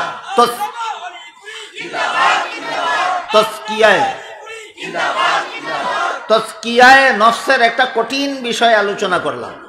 এই বিষয়েরও দুইটা দিক আছে, একটা গভীরভাবে বোঝা আর একটা ভাষাভাবে বোঝা। আমি আগেই বলেছি সবাই গভীরভাবে বুঝবেন না, তবে ইনশাআল্লাহ ভাষাভাবে তো সবাই বুঝতে পেরেছে। ভাষাভাবে বুঝতে পেরেছেন যে হারাম উপায়ে যদি দুনিয়ার লোভ থাকে, যে কারণে চুরি করে ডাকাতি করে মানুষের সম্পদ অন্যায়ভাবে গ্রহণ করে, এই রকম দুনিয়ার লোভের কারণে জাহান্নামের শাস্তির যোগ্য হয়। আর যদি হালাল উপায়ে দুনিয়ার লোভ থাকে তাহলে এই লোভ তারে জাহান্নামে নিয়ে যাবে না, কিন্তু এই লোভে তারে আল্লাহর প্রিয় পাত্র হতে দিবে না। এতটুকু বুঝলেন তো? বুঝে থাকলে এবার শুনুন, কারা জনগণকে জাহান্নাম থেকে বাঁচাবার দরদ মাখা অন্তর নিয়ে ওয়াজ করে আর কারা দুনিয়ার লোভে ওয়াজ করে, এইবার এটা বোঝার জন্য এত তরিকতের একটা কঠিন মাসালা আপনাদেরকে আগের থেকে আমার বুঝাতে হয়েছে। তাজকিয়ায়ে নফসের একটা কঠিন বিষয় আপনাদেরকে আমার বুঝাতে হয়েছে। শুধু কারা জনগণকে জাহান্নাম থেকে রক্ষার জন্য ওয়াজ করে আর কারা দুনিয়ার লোভে ওয়াজ করে, এই পার্থক্যটা বুঝাবার জন্য। একজন ওয়াইজের বাড়িতে যদি দেখা যায় কোটি টাকার সম্পদ আছে, কোটি টাকার সম্পদ আছে, তার যে পরিমাণ সম্পদ আছে এই পরিমাণ সম্পদের দ্বারা তার সংসার খুব ভালোভাবেই চলে, তারপরও যদি আপনার সবাই ওয়াজের দাওয়াত রাখার জন্য চুক্তি করেন আমাকে 50,000 টাকা না দিলে আপনার মাহফিলে যাব না, আমাকে 1 লাখ টাকা না দিলে আপনার মাহফিলে যাব না, বলেন আপনাদেরকে জাহান্নাম থেকে বাঁচাবার দরদেই তিনি ওয়াজ করে না দুনিয়ার লোভেই ওয়াজ করে? হক্কানি উলামায়ে কেরাম হতে পারে না। এই কথাটা বুঝাবার জন্য আপনাদেরকে অনেক কঠিন কঠিন কথা আমার বুঝাবার চেষ্টা করতে হলো। এবার সামনের দিকে যাই, হাদিস শরীফে রাসূল করিম সাল্লাল্লাহু আলাইহি ওয়াসাল্লাম বলেন, লা ইয়াকুসু ইল্লা আমিরুন আও মামুরুন আও মুখতাল। ইসলামী রাষ্ট্রের সরকারের ওয়াজ সঠিক ওয়াজ, হক্কানি উলামায়ে কেরামের ওয়াজ সঠিক ওয়াজ, এরা আল্লাহ এবং আল্লাহর রাসূলের কথা বলে, জনগণকে জাহান্নাম থেকে বাঁচাবার জন্য বলে, নিজের স্বার্থ আদায়ের জন্য কথা বলে না। আর দ্বিতীয় তৃতীয় দলের ওয়াজ, এরা জনগণকে জাহান্নাম থেকে বাঁচাবার দরেদে নয়, নিজের মতলবের জন্য কথা বলে। কাজেই নিজের মতলবের জন্য যারা কথা বলে, এদের কথা আজকের জন্য আপাতত বাদ। যারা জনগণকে জাহান্নাম থেকে বাঁচাবার স্বার্থে কথা বলে, এরা নিজের কথা বলে না আল্লাহ এবং আল্লাহর রাসূলের কথা বলে। এর মধ্যে একটা উদাহরণ দিই, শুনুন। আল্লাহ পাক রব্বুল আলামিন সূরাতুল বাকারার 256 নম্বর আয়াতে পরিষ্কার ভাষায় বলে দিয়েছেন, আহাল্লাল্লাহুল বাইআ ওয়া হাররামার রিবা। ব্যবসা হালাল, সুদ হারাম। ব্যবসা হালাল, সুদ হারাম। আজকে নতুন শুনেছেন না আরো কোনোদিন শুনেছেন? এই কথাটা কোনো আলেমের নিজস্ব কথা না সরাসরি আল্লাহর কথা? আল্লাহ কোরআনের কোন সূরার কত নম্বর আয়াতে বলেছেন? সূরাতুল বাকারার 275 নম্বর আয়াতে বলেছেন ব্যবসা হালাল, সুদ হারাম। এই একজন হক্কানি আলেম সরাসরি আল্লাহর কোরআনের কথাটা বলার পরে দেখা যায় সমাজের মুসলমানেরা 3 দলে বিভক্ত হয়। কত দল? 3 দল। এই 3 দল আপনাদের চিনা দরকার, এবং চিনলে পরে আপনারা প্রত্যেকে টের পাবেন আপনাদের কে কত নম্বর দলে আছেন। এটাও টের হওয়া দরকার, এটাও টের হওয়া দরকার। হক্কানি আলেমগণ সরাসরি কোরআনের কথা, সরাসরি হাদিসের কথা, সরাসরি আল্লাহর কথা, সরাসরি রাসূলের কথা বললে সমাজের সাধারণ মানুষ 3 দলে বিভক্ত হয়ে যায়। 1 নম্বর দল, যেহেতু আলেমগণ বলতেছেন আল্লাহ কোরআনে বলেছেন সুদ হারাম, কাজেই আমি জাহান্নামের ভয়ে এই হারাম কাজ ছেড়ে দিলাম, যেভাবে তওবা করার দরকার সেভাবে আমি তওবা করে নেব, আর জীবনে কোনোদিন সুদের কারবার করব না। এই একদল, এই হলো একদল। আল্লাহ বলেন ফামান জাআহু মাউইযাতুম মির রাব্বিহি ফান্তাহা ফালাহু মা সালাফ। আল্লাহর কথা আলিমের মুখে শোনার পরে যথারীতি তওবা করে এই বদভ্যস্তা যারা ছেড়ে দিল, আমি আল্লাহ তাদের অতীতের গুনাহ মাফ করে দিলাম। এলানি এক দলের পরিচয়। 2 নম্বর দল, আলেমরা বলছেন আল্লাহ কোরআনে বলেছেন ব্যবসা হালাল, সুদ হারাম। খুব ভালোভাবেই শুনেছে, বুঝেছে এবং জানে যে আল্লাহ কোরআনে বলেছেন সুদ হারাম, তারপরও সুদের কারবার ছাড়ে না। দ্বিতীয় দল মুসলমানও কি বাংলাদেশে পাওয়া যাবে? আলেমরা বলেছেন কোরআনে আল্লাহ পরিষ্কার ঘোষণা দিয়েছেন সুদ হারাম, এরপরেও সুদের কারবার ছাড়ে না। তবে সে যে হারামে জড়িত, আলেমগণ সেটা ঘোষণা দিলেন কেন? এই কারণে আলেমদেরকে ঘৃণাও করে না, আলেমদেরকে নিজের বদ অভ্যাসটা ছাড়েও না। আর আলেমরা বদ অভ্যাসের ব্যাপারে কথা বলার কারণে আলেমদেরকে ঘৃণাও করে না, দুশ্মনীও করে না, গালিগালাজও করে না। তার একটা দোষও আছে, একটা গুণও আছে। কি কি আছে? একটা দোষও আছে, একটা গুণও আছে। দোষটা কি? তুমি জেনে শুনে হারাম কাজ ছাড়ো না, এটা তোমার দোষ। এই দোষের ফলাফল জাহান্নাম, এই দোষের ফলাফল জাহান্নাম। বলুন আরেকটা গুণও আছে কিনা? সে সুদের কারবার করে, আলেমরা বলেছেন সুদের কারবার হারাম, এই কারণে আলেমকে গালিগালাজও করে না, নিন্দাও করে না, তিরস্কারও করে না, দোষাদোষিও করে না, অন্তর দিয়া ঘৃণাও করে না। একটা গুণ আছে কিনা? এই গুণের ফলাফল কি? সুদের কারবারের কারণে যে জাহান্নামে গেছিল, একদিন তার শাস্তি শেষ হয়ে যাবে। আলেমদের প্রতি যে মহব্বত অন্তরে বিদ্যমান ছিল, এই কারণে একদিন জাহান্নাম থেকে নাজাত দিয়ে তাকে জান্নাতে পৌঁছে দেওয়া হবে। বলুন আলেমদের মুখে হারাম শোনার পরে যারা হারাম ছাড়েও না, আলেমদেরকে ঘৃণাও করে না, আলেমদেরকে মহব্বত থেকেই করে, এদের কি কি আছে? একটা দোষও আছে, একটা গুণও আছে। দোষের কারণে জাহান্নামে যাবে, কিন্তু আলেমদেরকে ঘৃণা না করার কারণে জাহান্নামের শাস্তি একদিন শেষ হয়ে যাবে। যেদিন জাহান্নামের শাস্তি শেষ হয়ে যাবে সেই দিন জাহান্নাম থেকে নাজাত পেয়ে এসে জান্নাতে চলে যাবে। কত নম্বর দল? 2 নম্বর দল। 3 নম্বর দল, আলেম যখন বললেন সুদ হারাম, এই সুদের কারবারি আলেমের বিরুদ্ধে কেঁপে গেল। আলিমের বিরুদ্ধে আরম্ভ করলো আলিমরে সমালোচনা, আরম্ভ করলো আলিমের নিন্দা, আরম্ভ করলো আলিমের তিরস্কার, আরম্ভ করলো আলিমকে গালাগালি, আরম্ভ করলো আলেমকে ঘৃণাকরণ। আলেমকে নবীকে ঘৃণা করলে যেইভাবে ঈমান ধ্বংস হয়ে যায়, নায়েবে নবী আলেমকে ঘৃণা করলে তেমনি ভাবে ঈমান ধ্বংস হয়ে যায়। কারণ আগেই বলেছি, নবীর বেলায় যেই কথা আলিমের বেলায় সেই কথা। নবীরে মহব্বত করলে ঈমান নিয়ে মরণের কারণ বিবি আসিয়ার মতো, মনে আছে? নবীরে ঘৃণা করলে বেঈমান হইয়া মরণ ফেরাউনের মতো, কথা মনে আছে?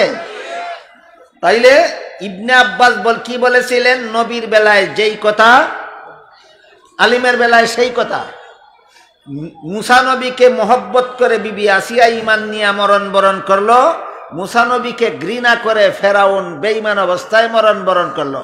ইবনে আব্বাস বলেন, নবীর বেলায় যেই কথা আলিমের বেলায় সেই কথা।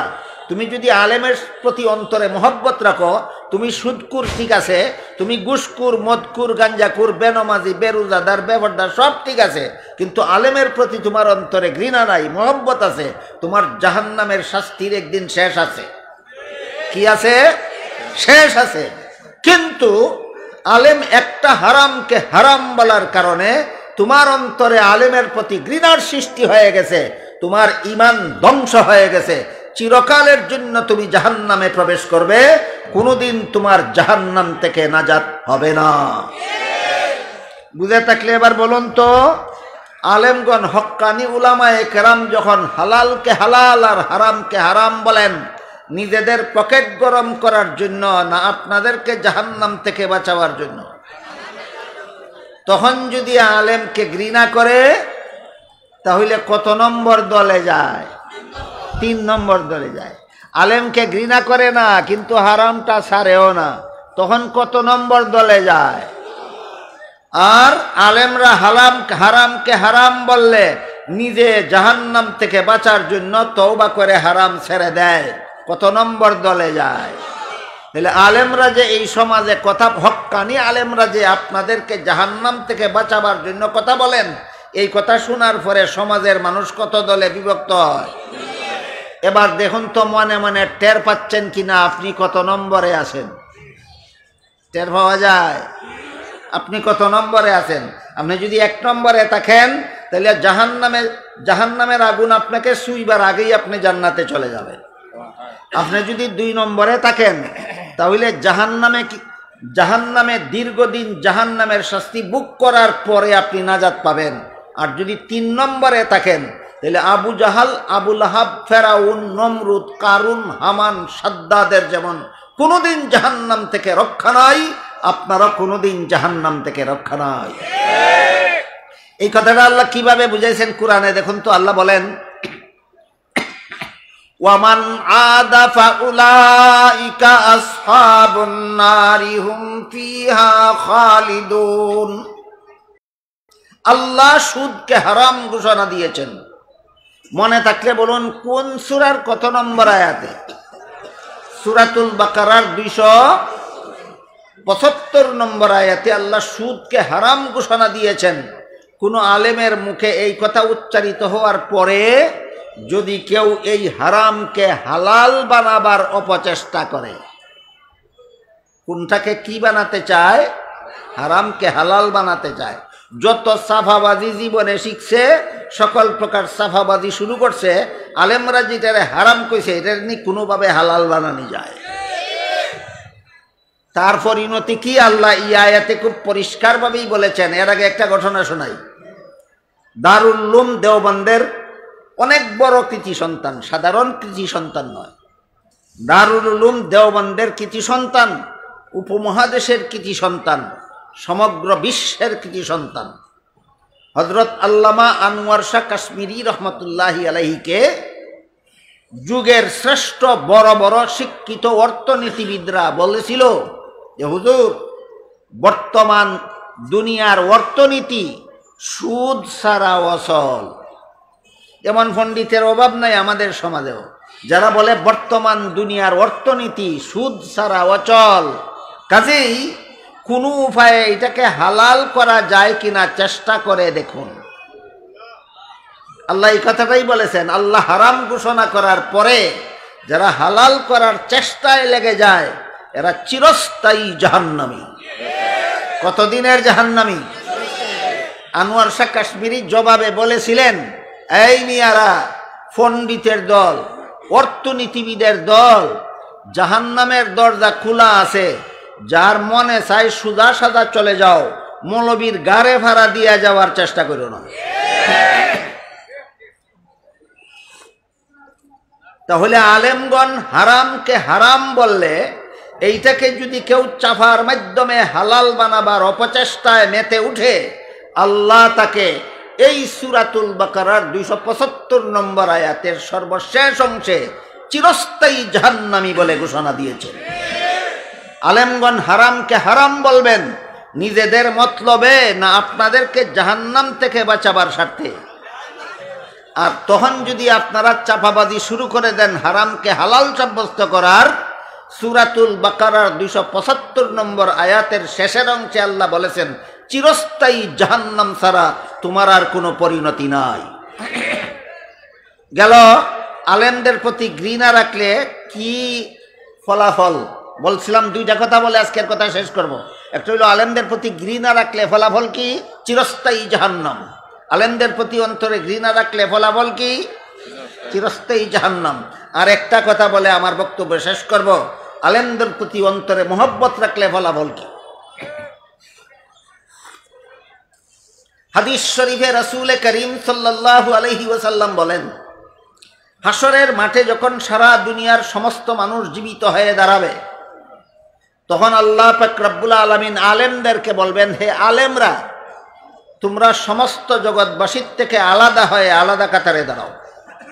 আলেমগণ যখন আলাদা কাতারে দাঁড়াবেন, তখন আল্লাহ আলেমদেরকে বলবেন, তোমাদেরকে আমি আল্লাহ দুনিয়াতে আলেম হওয়ার সৌভাগ্য দান করেছিলাম, জাহান্নামের আগুন দিয়ে জ্বালাবার জন্য নয়, তোমরা জান্নাতে চলে যাও। প্রশ্ন জাগে, আলেম হলেই যদি জান্নাতে যাওয়া যায়, তাহলে আলেমগণের নমাজ রোজার কি দরকার? আলেম সুর হইলে অসুবিধা কি? আলেম ডাকাত হইলে অসুবিধা কি? আলেম সুদকুর, ঘুষকুর, মদকুর, গাঞ্জাকুর হইলে অসুবিধা কি? মুফাসসিরিনে কেরাম জবাব দিয়েছেন, আলেম দুই প্রকার। একটা হইল সমাজের দৃষ্টিতে আলেম, আর একটা হইল আল্লাহর দৃষ্টিতে আলেম। সমাজের লোকেরা যারা কোরআন হাদিসের এলেম শিখে তাদেরকেই আলেম বলে। সমাজের লোকেরা যারা এলেম শিখে তাদেরকেই আলেম বলে। আল্লাহ তাদেরকে আলেম বলেন না। কোরআন হাদিসের এলেম শিখার পরে এলেম মতো যারা জীবন যাপন করে, আল্লাহ শুধু তাদেরকেই আলেম বলেন। আগেও বলেছি, আলেম দুই প্রকার, হক্কানি আলেম আর বাতিল পন্থী আলেম। হাসরের মাঠে যে আল্লাহ আলেমদেরকে বলবেন তোমরা জান্নাতে চলে যাও, বাতিল পন্থী আলেম হলে নয়, হক্কানি আলেম হলে আল্লাহ তাদেরকে বলবেন তোমরা জান্নাতে চলে যাও। এই হক্কানি আলেম তৈরি করা, এলেম মতো জীবন যাপন করনেওয়ালা তৈরি করা একমাত্র কওমি মাদ্রাসার বৈশিষ্ট্য। একমাত্র কওমি মাদ্রাসার বৈশিষ্ট্য। তার প্রমাণ, এখানে কিতাবের পড়া না শিখলে যেমন ভাবে শাসন করা হয়, এলেম মতো আমল না করলেও শাসন করা হয়। কওমি মাদ্রাসা ছাড়া বর্তমান দুনিয়ার আর কোনো মাদ্রাসায় এলেম মতো আমল না করলে কোনো শাসন নাই, কোনো শাসন নাই। আমার কথা বুঝে থাকলে বলুন, কওমি মাদ্রাসা সমাজের দৃষ্টিতে আলেম তৈরি করতে চায় না আল্লাহর দৃষ্টিতে আলেম তৈরি করতে চায়? এই রকম আলেমকে আল্লাহ হাসরের মাঠে বলবেন তোমরা জান্নাতে চলে যাও। হাদিস শরীফে আল্লাহ রাসূল আরো বলেন, আল্লাহর হুকুমে আলেমগণ যখন হাসরের মাঠ থেকে জান্নাতের পথে রওনা হবেন, তাদের জান্নাতে যাওয়ার পথের পাশে কিছু গুনাহগার মুসলমান দাঁড়িয়ে থাকবে। এক একজন গুনাহগার মুসলমান এক একজন আলেমকে পিছন থেকে ডাকবে আর বলবে, হুজুর, দুনিয়াতে আপনার সাথে আমার মহব্বতের সম্পর্ক ছিল, মনে আছে কথা? কত কত ফত জাহান্নাম থেকে বাঁচার। নিজে আলেম হও 1 ফত, না পারলে আলেমের ছাত্র হও 2 ফত, না পারলে আলেমের কথা শোনো 3 ফত, তাও না পারলে আলেমের সাথে মহব্বত রাখো, মনে আছে কথা? ওই 4 নম্বর দলের লোকে জান্নাতে যাওয়ার পথে আলেমদেরকে ডাকবে আর বলবে, হুজুর, আপনাকে আমি মহব্বত করতাম। কিন্তু মহব্বত যে করতো তার প্রমাণও দিবে বিভিন্ন জনে বিভিন্নভাবে। কেউ বলবে, আপনাকে যে আমি মহব্বত করতাম তার প্রমাণ, আপনাকে আমি দুনিয়াতে 1 গ্লাস পানি পান করাইছিলাম। আপনারাই বলুন, একজন সাধারণ মুসলমান একজন আলিমকে 1 গ্লাস পানি পান করায় দুশ্মনির কারণে না মহব্বতের কারণে? আল্লাহ রসুল উদাহরণ দিয়া বলেন, আরেকজন গুনাহগার মুসলমান জান্নাতে যাওয়ার পথে আরেকজন আলেমকে বলবেন, হুজুর, আপনাকে দুনিয়াতে আমি মহব্বত করতাম, তার প্রমাণ হলো আমি একদিন আপনাকে 1 বদনা উজুর পানির ব্যবস্থা করে দিয়েছিলাম। আপনারা বলুন, একজন আলেমকে একজন সাধারণ মুসলমান 1 বদনা উজুর পানির ব্যবস্থা করে দেয় দুশ্মনির কারণে না মহব্বতের কারণে? কি দিল এটা বেশি মূল্যবান কিছু নয়, কিন্তু মহব্বতটা অনেক মূল্যবান। একজন আলিমকে 1 গ্লাস পানি দিল, কত হাজার টাকার জিনিস দিল, কত 100 টাকার জিনিস দিল, না বিনা পয়সার জিনিস দিল? কাজে কি দিল এটা দেখার ব্যাপার নয়, কেন দিল এটা দেখার ব্যাপার। দিল কেন? মহব্বতের কারণে। কথা বুঝতেছেন আপনারা আমার? একজন সাধারণ মুসলমান একজন আলেমকে 1 গ্লাস পানি দিল, কি দিল? বিনা পয়সার জিনিস দিল। কি দিল? বিনা পয়সার জিনিস দিল। কিন্তু কেন দিল? এবার শুনেন, এইটার দাম কত, মহব্বতের দাম কত। আল্লাহর রসুল বলেন, এরা বলবে, আপনাকে মহব্বত করে আমি 1 গ্লাস পানি পান করেছিলাম, আপনাকে মহব্বত করে আমি 1 বদনা উজুর পানির ব্যবস্থা করে দিয়েছিলাম, কিন্তু আমার গুনার কারণে আজকে আমাকে আল্লাহ জাহান্নামে যাওয়ার হুকুম দিয়েছে। রাসূল বলেন, এই কথা শুনে আলেমগণ নিজেদের জান্নাতে যাওয়া বিরতি দিয়ে দাঁড়িয়ে যাবেন। আমার জান্নাতে আমি পড়ে যাই, শেষ চেষ্টাটা করে দেখি লোকটাকে জাহান্নাম থেকে বাঁচানো যায় কিনা। এইটাই আলেমগণের দায়িত্ব। মানুষকে জাহান্নাম থেকে বাঁচাও, জাহান্নাম থেকে বাঁচাও। দুনিয়াতে সারা জীবনভর হক্কানি আলেমগণের একমাত্র সাধনা মানুষকে কিভাবে জাহান্নাম থেকে বাঁচানো যায়। হাসরের মাঠে জান্নাতে যাওয়ার সময়ও আলেমগণের একমাত্র সাধনা দেখি গুনাহগারকে জাহান্নাম থেকে কিভাবে বাঁচানো যায়। রাসূল বলেন, গুনাহগার মুসলমানদের মুখে এই কথা শুনে আলেমগণ দাঁড়িয়ে যাবেন, ভাববেন যে আমার জান্নাতে আমি পড়ে যাই, শেষ চেষ্টা করে দিকে এই গুনাহগার মুসলমানটাকে জাহান্নাম থেকে বাঁচানো যায় কিনা। এই চিন্তা করে আলেমগণ দাঁড়াবেন, দাঁড়িয়ে আল্লাহকে বলবেন, হে আল্লাহ, এই লোকটা ঠিক কথাই বলেছে, আমাকে মহব্বত করতো বলেই 1 গ্লাস পানি পান করাইছিল। ওই লোকটা ঠিকই বলেছে, আমাকে মহব্বত করতো বলেই 1 বদনা উজুর পানির ব্যবস্থা করে দিয়েছিল। তখন আল্লাহ বলবেন, আলেমরা শোনো, এদের গুনার কারণে আমি আদেশ করেছি জাহান্নামে যাওয়ার জন্য, কিন্তু তোমরা যেহেতু সাক্ষী দিয়েছ যে তোমাদের সাথে এদের মহব্বতের সম্পর্ক ছিল, তোমাদের সাক্ষীর কারণে আমি আল্লাহ এদেরকে মাফ করে দিলাম। আলেমরা, তোমরাও জান্নাতে যাও, এদেরকেও সাথে নিয়ে যাও। আমি বিস্তারিতভাবে আলোচনা করেছি, আমি অনেক সময় আপনাদের নষ্ট করেছি, সর্বশেষে 2টা উদাহরণ দেওয়ার চেষ্টা করেছি। আলেমকে ঘৃণা করলে ফলাফল চিরস্থায়ী জাহান্নাম, আলেমকে মহব্বত করলে জাহান্নামে যাওয়ার হুকুম হওয়ার পরেও নাজাত। বলুন, আমার আগাগোড়া এই আলোচনার সারমর্ম 2টা কথা বাড়িতে নিয়ে যেতে পারবেন কিনা? একটা হলো আলেমকে ঘৃণা করলে পরিণাম চিরস্থায়ী জাহান্নাম, আলেমকে মহব্বত করলে জাহান্নামে যাওয়ার হুকুম হওয়ার পরেও নাজাত। এবার আপনাদের খেদমতে আরজ করতে চাই, আলেমকে 1 গ্লাস পানি পান করাইলে যদি জাহান্নাম থেকে না মহব্বত করে, মহব্বত ছাড়া করাইলে কইলাম হইতো না, আলেমকে মহব্বত করে 1 গ্লাস পানি পান করাইলে যদি জাহান্নাম থেকে নাজাতের ব্যবস্থা হয়, তাহলে যেই মাদ্রাসায় আলেম তৈরি হয়, এই মাদ্রাসায় 1 ব্যাগ সিমেন্ট দিলে 1 গ্লাস পানির চেয়ে কম দেওয়া হইল। কম না অনেক বেশি? 1000 ইট দিলে 1 গ্লাস পানির থেকে কম দিল না বেশি দিল? 1 টন রড দিলে 1 গ্লাস পানির চেয়ে কম দিল না অনেক বেশি দিল? আপনাদের যদি আমার কথা নয়, রসুলের কথা যদি আপনাদের বিশ্বাস হয়, রাসূলের কথার প্রতি যদি আপনাদের একীন ভক্তি হয়, আমাদের দায়িত্বই আপনাদেরকে জাহান্নাম থেকে বাঁচার ব্যবস্থা প্রদান করা। এই একটা ব্যবস্থা আপনাদের সামনে তুলে ধরা হলো। আপনারা যে মাদ্রাসায় আলেম তৈরি হয়, এই মাদ্রাসায় যার তৌফিক আছে যে পরিমাণ সিমেন্ট দেওয়ার, যার তৌফিক আছে যে পরিমাণ ইট দেওয়ার, যার তৌফিক আছে যে পরিমাণ রড দেওয়ার, যার তৌফিক আছে যে পরিমাণ ফসল দেওয়ার, যার তৌফিক আছে যে পরিমাণ নগদ দান করার, দিয়ে প্রমাণ করবেন সত্য সত্যই আমরা নবীকে এবং নায়েবে নবীকে মহব্বত করি, এর উসিলায় আমরা জাহান্নাম থেকে নাজাত পেতে চাই। আল্লাহ আপনাদের আমাদের সবাইকে তৌফিক দান করুন, আমিন। সুবহানা রাব্বিকা রাব্বিল ইজ্জাতি আম্মা ইয়াসিফুনা ওয়া সালামুন আলাল মুরসালিন আলহামদুলিল্লাহি রাব্বিল আলামিন। আমরা ও দিলাম তার এরপরে দোয়া হইলে হুজুর হলেন লাগি হুজুর তো সামনে না দিলা আমাদের এখন তশকিল করো। আলহামদুলিল্লাহ আমরা বহুত গুরুত্বপূর্ণ বয়ান শুনলাম। আল্লাহ করে আমল করার তৌফিক দান করুন, আমিন। হুজুরের অনুমতি দিয়েছেন আমাকে যে হুজুরের যে পয়েন্টের উপরে আলোচনা করে আপনারা সামনে উপস্থাপন করছেন, আপনারা ইনশাআল্লাহ খোলা মনে হলো দান করা করে দেওয়া ইনশাআল্লাহ। এরপরে হুজুরের দোয়া করবা জিন্দা মুর্দা সবার জন্য। আজিবুর আব্দুল মালিক সাহেব 500 টাকা।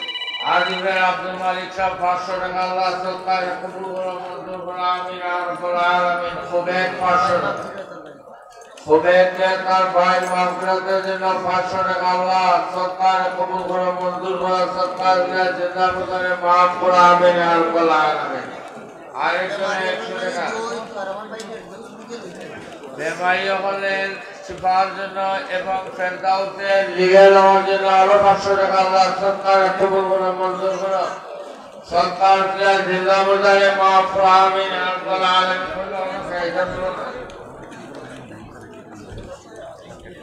আলহামদুলিল্লাহ মুনাইম খান গুরঙ্গা নিবাসী 5,000 টাকা দিবা কালকেই দিয়েগা। আল্লাহ সরকার কবুল করো, মঞ্জুর করো, সরকার জিন্দা মুর্দারে মাফ করো, আমিন আর রাব্বুল আলামিন।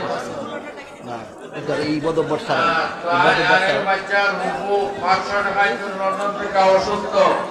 আল্লাহ সরকার কবুল করো, মঞ্জুর করো, আমিন আর রাব্বুল আলামিন। 18 মাসের একটা বাচ্চা আব্দুর রহমান আতেন না। আল্লাহ তুমি তাদের শক্তি দান করো, তুমি কাদিরে মতলব, তুমি ফায়াদে আলম, আমিন ইয়া রাব্বাল আলামিন।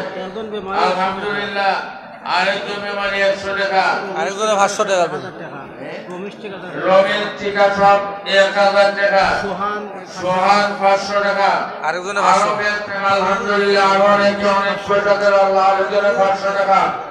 আল্লাহ সরকার কবুল করো, মঞ্জুর করো, সরকার দিলায় জিন্দা মুর্দারে মাফ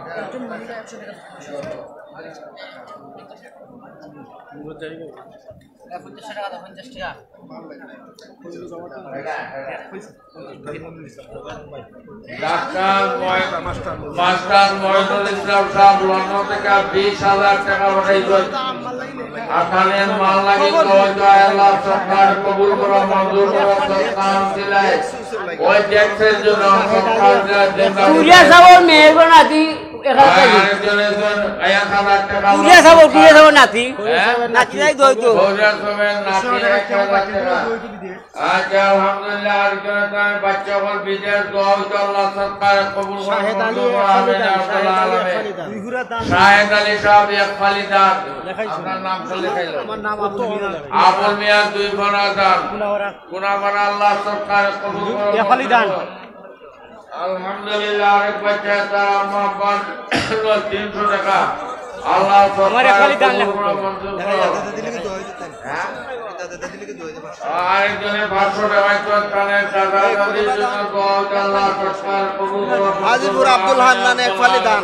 পর আজিবুর আব্দুল হান্নান। আজিবুর আব্দুল হান্নান এক ফালিদান। আল্লাহ সরকার কবুল করো, মঞ্জুর করো, সরকার জিন্দা মুর্দারে মাফ করো, আমিন রাব্বুল আলামিন। আরেকজনের 100 টাকা কানের আম্মা আব্বার দোয়ার জন্য আল্লাহ সরকার কবুল করো, মঞ্জুর করো, আমিন। আরেকজনের 100 টাকা। আল্লাহ সরকার কবুল করো, মঞ্জুর করো, আমিন।